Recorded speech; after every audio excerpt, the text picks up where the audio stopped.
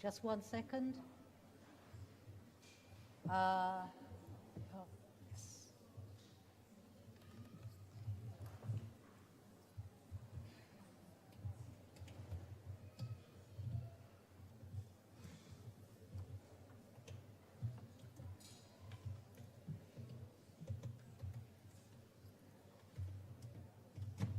Sorry, Gianluca. Gianluca.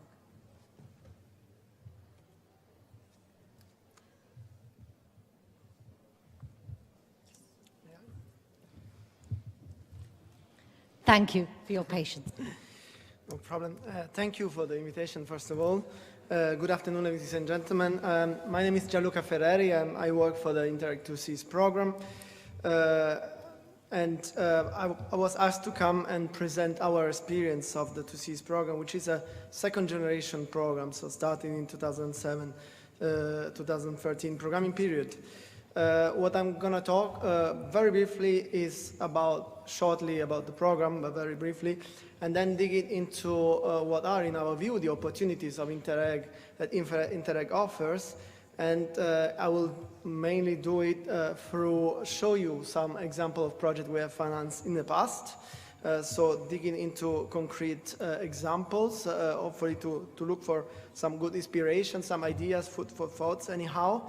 And then finalize the presentation with the challenges that are to be tackled in the implementation of such maritime programs. So at least what we could see from our experience. So very quickly, what are these 2Cs? Very often I get the question. On the left side, you have one of the sea, it's the channel. On the right side, it's the other sea, is the North Sea. So that's the origin of the 2Cs. And the specificity of the geography of this area is that there is a Strait of Dover, which is one of the most charged in terms of maritime vessels going west and east, and also north and south through the channel connection. We have 4 member states, England, France, Belgium, and the Netherlands. And as I said, that's the second programming period. I will not give the details of the SWOT of the area, but just to point out a couple of differences probably, or specificity of the area. It's clearly a central location in Europe, and it's one of the most populated area of Europe. It's a fairly rich area in which persist also anyhow still differences, and also very big differences between regions, so disparities. We have a big challenges that is linked to the demographic change and the shrinking population and older population. That is the effect that we can see in some area of Europe. Therefore, some pressure on specific public services linked to that. So very, very quickly, what are the type of actors that we have seen in our maritime program in the past programming period? We have a very wide range of organizations, and here you can see a bit more the details. A good share of university and knowledge institutes, but also a good share of local and regional authorities. Ports were involved. I will say something more about that. And environmental coastal agency. We had also quite some SMEs or intermediate bodies bringing the private sector directly into the partnership, which is also another important challenge for this programming period in our area. So what can be seen from that is that in the partnership we have quite a good integration, or the so-called horizontal and vertical integration within the partnership. And that was an element which was very important, but we want to boost further. And I will say a couple of words later in the presentation regarding this. Just to dig quickly on the theme we tackled, a first group of themes were more linked to economic development, if one can say so, and it's linked to the ports and harbor development, diversification, improvement of intermodality, but also reconversion of ports, and I will show you an example later on the type of projects. Then other projects more linked to marine preservation, marine monitoring, maritime safety, trying to develop the integrated coastal zone management. And as you could see from the area, it's an area that is also at a very high risk of flooding. So communication flood risk were one of the key theme tackled. Then a group of projects that were more linked to the marine mapping somehow of the resources.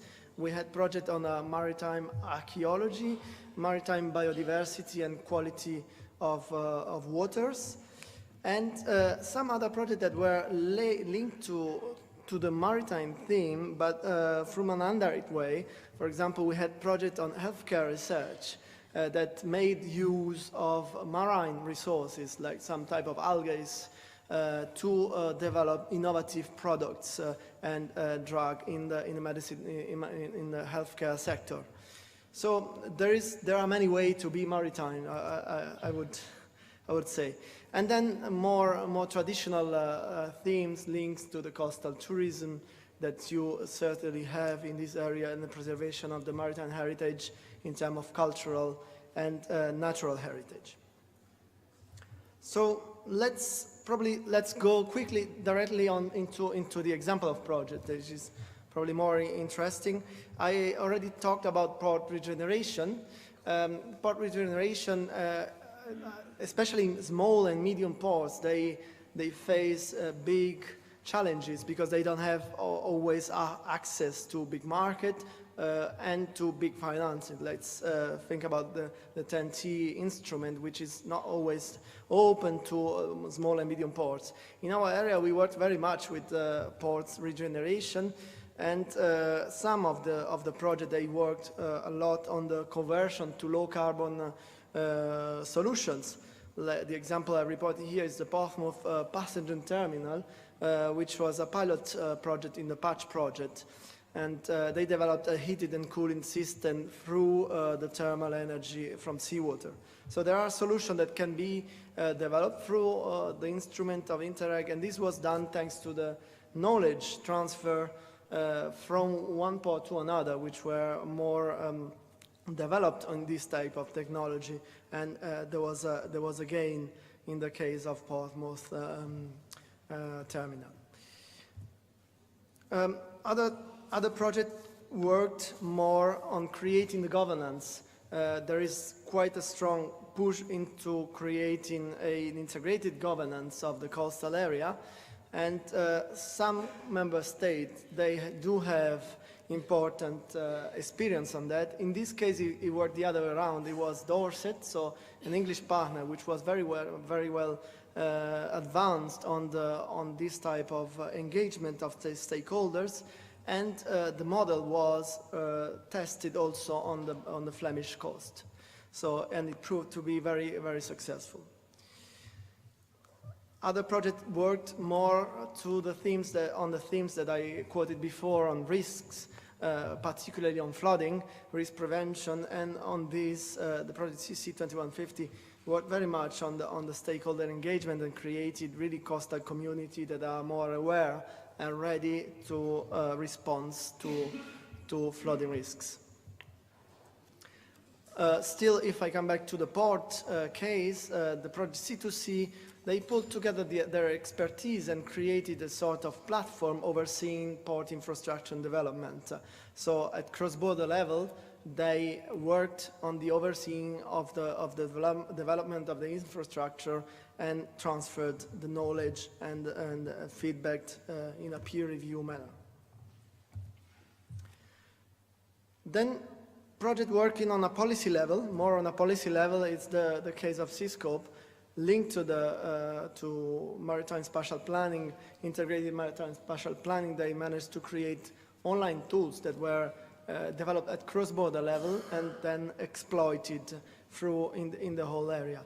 These the two atlas and the tool, they are all online and available.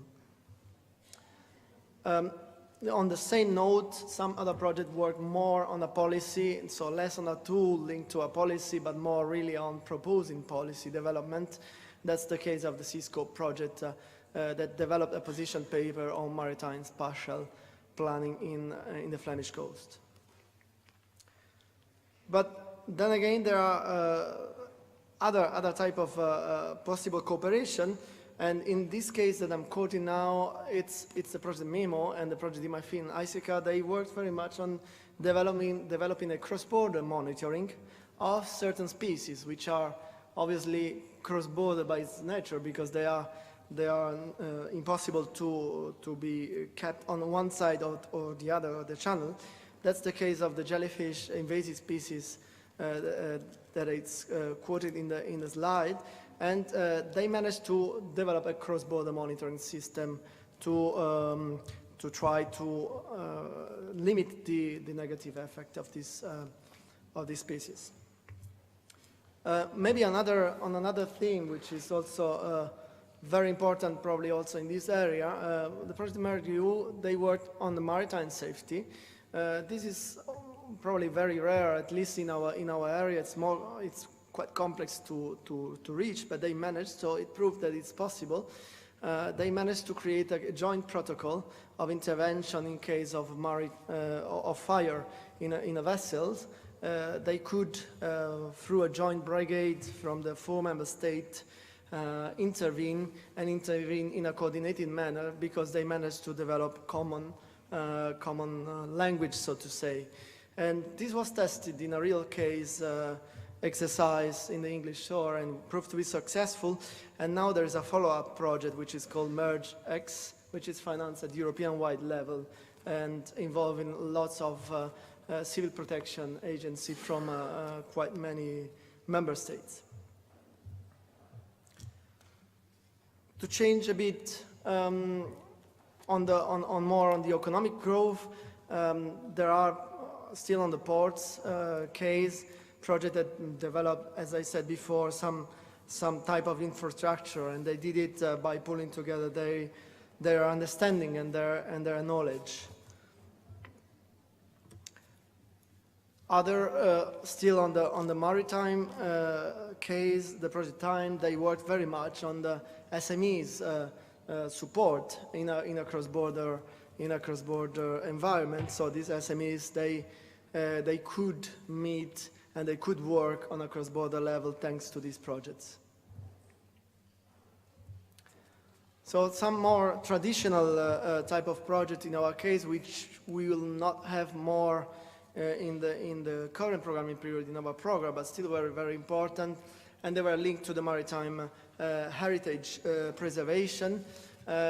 What was probably interesting also for your area were the type of project like TMS, HMS, and Eurosuccess. They worked on the preservation of traditional skills. So in the case of the blue skills, which was quite an important factor of development, of economic development, and also social development of the area.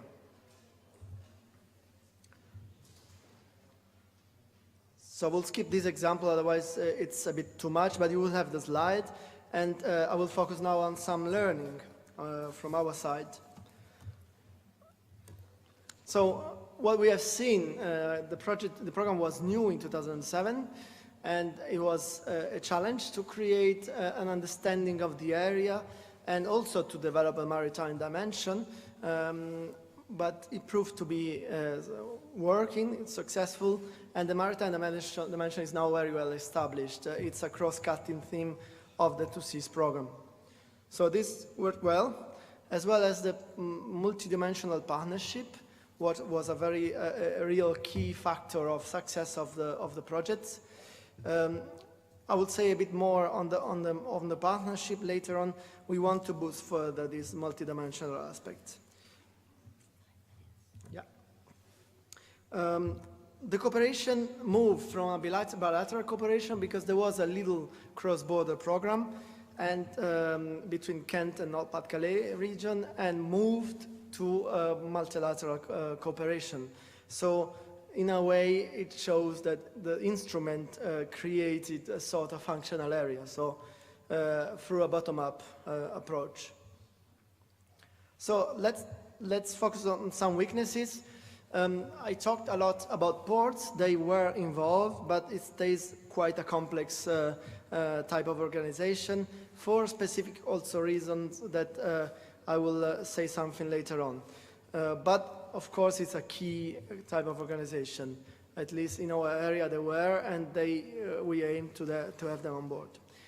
The partnership was rarely, in the past at least, a real triple and quadruple helix model, and this is what we are aiming to, because we have a strong focus on innovation. So it's important to reach a real triple helix partnership, at least in the project. And there was some of the tendency of reproducing some existing pattern of the partnership, of cooperation, which is normal, of course, but sometimes it is important to break barriers, because cooperation is really there also to do that and to innovate. For our program, the lack of national level of organization sometimes was an issue, and specifically in some themes like maritime security. So my message from, let's say, a new cooperation program on maritime theme, it's one which can apply to any, probably any Interreg program, is that in our view there is no really a one-fits-all cooperation dimension. So there has to be a clear definition, or understanding rather than the definition, program by program. There is sometimes a trade-off between being concrete. There is a strong message from the Commission, from the regulation, from Member States to be concrete, and that for many reasons. But sometimes when you see projects that are very concrete, you might miss a bit the cross-border aspect, or you see it a bit less prominent. So be aware of that, and try to find your balance in your understanding. That's more, let's say, a message to the program. The involvement of key economic actors is complex because of state aid, because of, if you do innovation, there is more an issue of competition, confidentiality of what you develop. So don't be surprised if you have issue of IPR management in projects that are approved. You need to manage them. And I will conclude quickly on the last point. I have two slides actually, maybe. Interreg can boost the emergence of the functional areas, and we have seen it in the 2Cs program. It's an instrument that creates the cooperation, but very often the needs is there from the bottom up. But the program should be very clear on what they are looking for. So it is probably not finished with the drafting of the cooperation program. It is something that takes shape during the implementation of the program. And the applicants, my message is really to seize the opportunities to innovate, really try to break the barriers in every sense and create unusual partnership, try to experiment and do something that you cannot do otherwise without this instrument. And I will take maybe one last minute. Sorry. Well, exceptional. Thanks.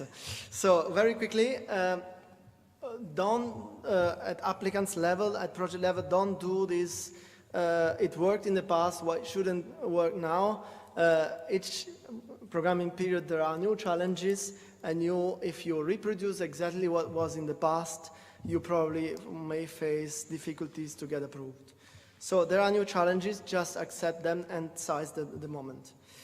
And both at applicants level and at the program level, there is a niche to be found for Interreg. We are all focusing on fewer priority compared to the past. What is the niche? What can I do with Interreg that I cannot do otherwise? That's a big challenge for everybody. And last word, there is a balance between being concrete and being innovative, but really don't sacrifice your ambition. Really try to find your balance. So thank you for the attention. And thank you, Gianluca.